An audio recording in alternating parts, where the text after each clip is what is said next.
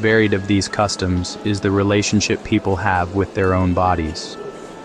For millennia, art has celebrated the human form, treating it as a subject of beauty, strength, and vulnerability. Yet, in our daily lives, the social rules governing our bodies are far more complex. This brings us to the concept of nudity in public or semi-public spaces. It's a topic that can evoke strong feelings, ranging from discomfort and moral objection to a sense of freedom and naturalism. In many societies, particularly in the Anglosphere and parts of Asia, the unclothed human form is a deeply private matter, seldom seen outside the home or designated private areas. Here, clothing is not just for protection, it's a fundamental marker of social decency and respect. Yet elsewhere, particularly in pockets of Europe, this perspective shifts dramatically. In these cultures, nudity is often embraced as natural, healthy, and entirely unremarkable in the right context. It is not a spectacle or an act of rebellion. Instead, it's a simple state of being, deeply tied to concepts of community, wellness, and a connection to nature. It's about separating the non-sexual, natural body from the charged, sexualized context often imposed upon it. Our journey today seeks to understand, not to judge, these differing perspectives. We'll explore the history, etiquette, and legal frameworks that shape these norms, moving from the saunas of Finland to the beaches of Spain and the FKK culture of Germany. In Germany, the concept of Freikörperkultur, often abbreviated to FKK meaning free body culture, is far more than just public nudity. It's a deeply ingrained cultural movement with historic roots. It represents a philosophy centered on a holistic connection with nature, health, and a sense of communal well-being that has been part of the national identity for over a century. The movement emerged in the late 19th and early 20th centuries, born from the broader Lebensreform, or life reform, philosophy. As industrialization led to crowded, polluted cities and a more sedentary lifestyle, many Germans sought an escape. They championed a return to a more natural way of living, advocating for everything from organic food and alternative medicine to physical fitness and, of course, shedding restrictive clothing. At its core, FKK proposed that being unclothed in nature was the ultimate expression of this return. Fresh air on the skin, the warmth of the sun, and the cool touch of water were not just pleasures, but essential elements for physical and mental health. It was seen as a way to build a healthier, more resilient society, free from the constraints of class and convention. Today, this philosophy continues in a structured and respectful manner. FKK is practiced in clearly marked designated areas, from coastal beaches and lake shores to specific parks and clubs. These zones are not hidden away. They are an accepted part of public recreational life, allowing everyone to choose whether or not to participate. The atmosphere within these areas is overwhelmingly calm, relaxed, and family-friendly. The focus is squarely on leisure and recreation, swimming, sunbathing, playing games, rather than on the human body itself. This non-sexualized approach is key to understanding FKK's cultural acceptance. The etiquette is simple and unspoken: no staring, no photography, and maintain a respectful distance. You bring a towel to sit on for hygiene, whether on the sand or a public bench. Essentially, you behave as you would in any other public recreational space. This clear social and legal framework is what makes the system work so well. By creating designated zones, German society prevents misunderstandings and ensures that those who prefer traditional beachwear and those who practice FKK can both enjoy public spaces without conflict. It's a system built on clarity, consent, and mutual respect, allowing different lifestyles to coexist peacefully, side by side. Along France's sunlit Mediterranean and wilder Atlantic coasts, naturism is woven into holiday life, resorts, campgrounds, designated beaches. In places like Cap d'Agde, the norm spans beach, shops, and cafes. Post-war ideals of liberty and joie de vivre underpin the culture. Sun, sea, and sand are embraced most directly, without clothing.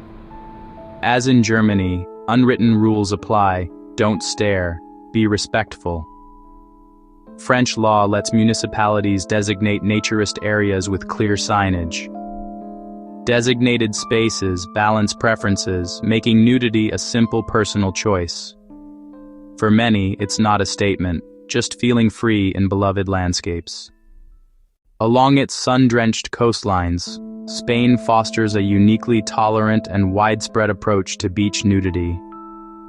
This isn't a fringe activity confined to hidden coves. It's a visible and integrated part of the coastal culture, reflecting a broader societal shift that occurred over decades. To understand this, we have to look back to the end of Franco's authoritarian regime in 1975. The transition to democracy unleashed a cultural revolution known as La Movida. It was a powerful wave of creative and personal self-expression that profoundly broadened attitudes toward the human body, art, and freedom. This cultural uncovering, or el destape, quickly found a natural home on the country's beaches. What began as a symbol of newfound liberty evolved into the practice of nudismo. It spread to hundreds of designated beaches, from the mainland's Costa del Sol to the Balearic and Canary Islands. Spain's year-round mild climates and vast accessible sands provide the perfect backdrop, inviting clothing-optional relaxation as a simple, practical way to enjoy the natural environment. Unlike in neighboring Portugal, where public nudity is legally restricted to a few official sites, Spain's approach is far more fluid.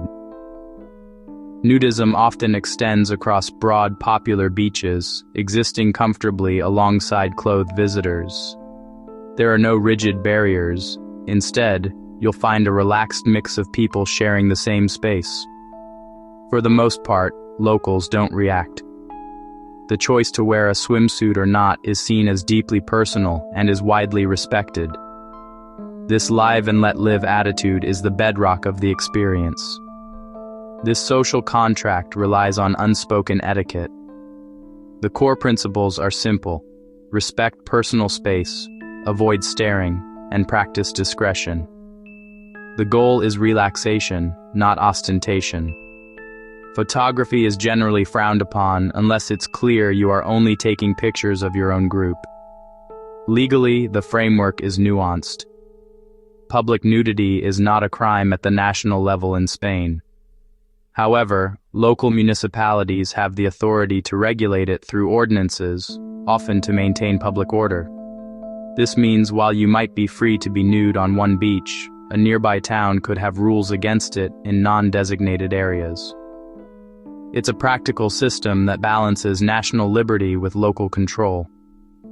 Ultimately, Spanish beach culture embodies a relaxed, matter-of-fact acceptance of liberty by the sea, a legacy of its modern history written in the sand. Next, we travel north to see why Nordic saunas often ban swimsuits, a tradition rooted in hygiene and history. Stay tuned. In Finland and Sweden, nudity is at home in the sauna. More than warmth, it's cleansing, relaxation, and community. For centuries, people have gathered here and left stress outside. Heat drives sweat. Swimsuits are seen as unhygienic in this setting. Entering nude honors the ritual and oneself. Etiquette prevails. Quiet voices. Sit on your own towel. No staring. The body is just a body. Exposure here carries no provocation. Honesty, simplicity, and trust define this sanctuary. The sauna celebrates feeling, cleansing, and well-being. In the Netherlands, tolerance meets pragmatism. Designated naturist beaches and parks are plainly provided and managed. Clear communication minimizes debate and prevents conflict. Centuries of art depicting the human form normalize frank realism. Beauty, vulnerability, and humanity, rather than taboo, frame the body. Do normal, just act normal. guides simple etiquette and inclusivity. Mutual trust lets diverse lifestyles share the same shoreline. Acceptance grows from history, culture, and environment. Health movements promoted fresh air, exercise, and light. Art reframed the nude as natural beauty and expression. Climate shaped practice.